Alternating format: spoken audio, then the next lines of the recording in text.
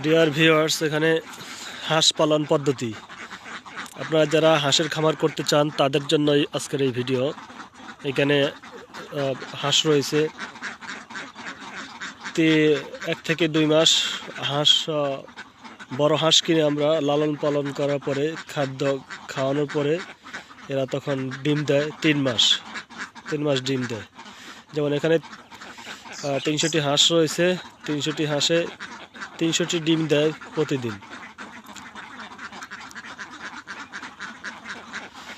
3300 টাকার ডিম পাওয়া যায় একদিনে। তাহলে 30 দিনে অসংখ্য ডিম আমরা পেয়ে থাকি। ডিম উৎপাদনের মাধ্যমে এবং বিক্রির মাধ্যমে সচ্ছলতা লাভ করা সম্ভব হয়। তাই আমরা বিভিন্ন স্থানে মাছের খামারের পাশাপাশি হাঁসের খামারও করতে পারি।